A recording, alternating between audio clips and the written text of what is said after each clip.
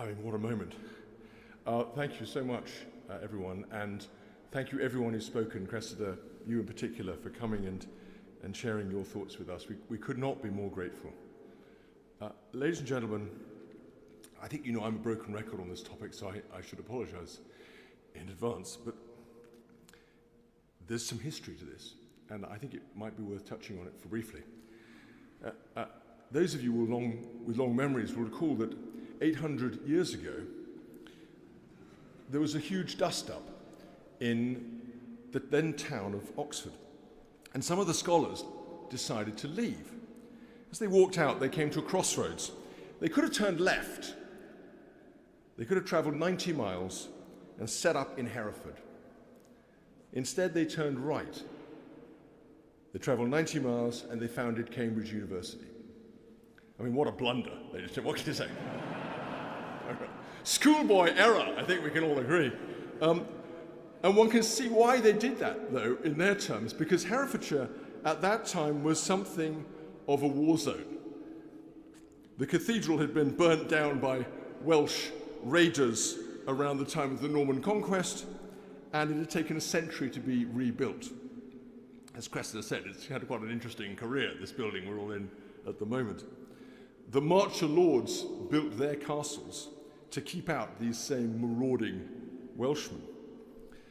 But even so, Hereford was known to have a community of scholars, and they were based around this building, the cathedral.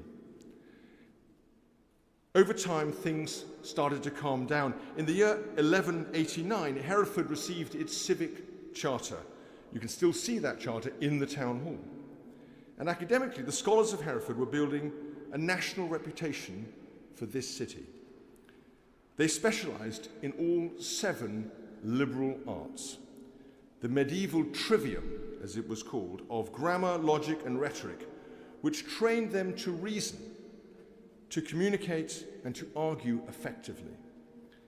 And the quadrivium of arithmetic, geometry, astronomy, and music, which trained them in what we would now call pure and applied mathematics. Hereford had particular expertise in applied mathematics. By the early 13th century, around about the time of Magna Carta, the 1217 edition of which you can see only a few yards from here, Hereford was becoming a centre for the applied sciences. It had particular expertise in the use of instruments, such as the abacus and the astrolabe, and in computational methods such as those used to determine astronomical tables. Indeed, the scholar known as Roger of Hereford, great name, had composed a set of astronomical tables in 1178 around a meridian placed in Hereford. Now just think what might have happened. Let's do one of those what-ifs. If those Oxford scholars had turned left and not right. If Roger of Hereford's astronomical tables had been widely adopted, we can say this: the traffic would probably be even worse than it is at the moment if it was anything like that in Cambridge. But the world's navigation would be tied today not to the Greenwich meridian, but to the Hereford meridian. We would be setting our watches and phones to HMT, that is Hereford Mean Time, not GMT. Hereford really would have been the centre of the world, as every Herefordian secretly believes today. Not only that, since everyone then thought that the stars rotated around the earth, Hereford would have been the centre of the universe, as every Herefordian secretly believes today. But then nothing. This great scholarly tradition died out.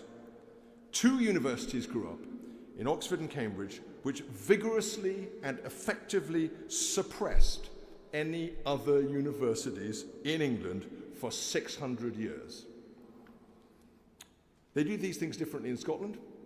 They did then, at least, and they had 5 universities in Scotland during that period, including 2 in Aberdeen. In other words, Aberdeen had as many universities as England for 500 years. And those universities in Scotland spawned Adam Smith, David Hume, and the great thinkers of the Scottish Enlightenment. On our side in England, we had UCL, we had King's in London in the 1820s and 30s, then a rush of Victorian universities, then steady growth in the 20th century, then a sudden expansion in the 1960s, and again more recently. But in Herefordshire, there was more or less nothing for 800 years. 30 generations of young people grew up in this county with no local university to go to or to bring others into this county. And since universities have always been huge sources of economic growth, the county missed out on that economic growth as well. Ladies and gentlemen, just think of all that talent unrealized, that lost opportunity. Think of that gigantic human and economic potential squandered. And even today, in 2025, the same deep unfairness still persists. Everyone knows that across the UK, 50% of school leavers go to university. In the southeast, it's 70%. In Herefordshire, it's just 18%. Think about that. Until now. Our mission at Enmite is to change all this. We want to create phenomenal opportunities for young people from here and elsewhere. But not only that, we want to change the nature of university education itself, to make it far more ambitious and effective. What does that mean? Well, it means not just marginal educational gain, but transformational improvement, to take someone, male or female, young or old, who might never have thought of going to university at all, help them find their passions, head, hands, and heart, and take them as far as they can go. To reinvent not just what our students learn, but how they learn. To tie theory and practice together in real-world challenges. To forge professionals through immersion, intensity, and purpose. To build the right habits and prepare them not only for the world of work, but a world in which work itself is constantly changing. And to keep the benefits of being small in size, the agility, the accountability, the personal engagement, the teamwork, the friendships, the sense of belonging and community, so that our students grow as morally serious human beings who can readily and resiliently deal with complexity and uncertainty, and who are deeply aware of the power and responsibility that comes with being an engineer. Let me be clear. We do not want to create spectators or commentators or people who are merely critical thinkers. We do not want to be huge or hierarchical or high cost. Other universities can do that perfectly well. No, we will go our own way. We want to create doers, people of real capability, who never stop learning, who never stop thinking, people of independent mind and purpose who will go out and change our world for the better. That is the mission of Enmite. Let's not forget that original 2021 Enmite pitch. Come to a university that doesn't exist, in a city you've never heard of, to do a brand new and untested course for a completely unknown economic outcome. How could any student, how could any parent refuse such an enticing, indeed seductive opportunity? Well, of course, the real pioneers, the real risk takers, saw that opportunity and they took it. So I say to all you families and friends, thank you for backing these amazing young people to come here. And thank you for placing your trust in us.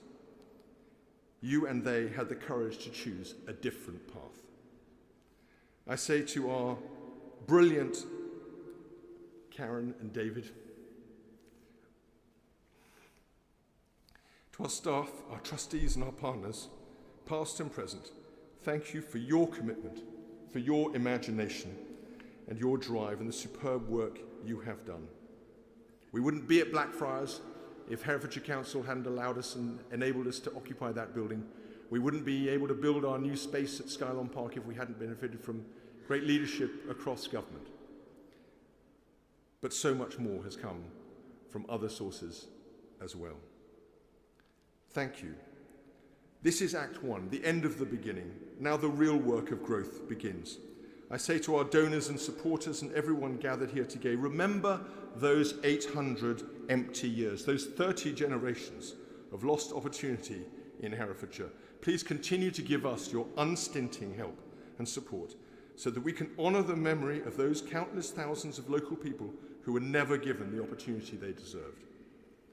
Help us now to make this foundational investment in future generations. And finally, I say to our miraculous graduates, had to avoid hugging all of them when they came across the stage, you are Enmite's founding generation. Others will follow, but you were the first. You were the first. Those Oxford scholars turned right, but you graduates, staff, families, supporters, you turned the other way. You chose something new, something harder, something in many ways even better. As my father used to say, the secret to success is take a large bite and chew it. Wherever you go, carry with you this mad, bold, beautiful experiment we call Enmite. Live your lives with courage and joy and energy, and make us proud. Ladies and gentlemen, will you stand and give 3 cheers for Enmite and its first graduating class? Hip hip! Hooray! Hip hip! Hooray! Hip hip! Hooray! Thank you so much.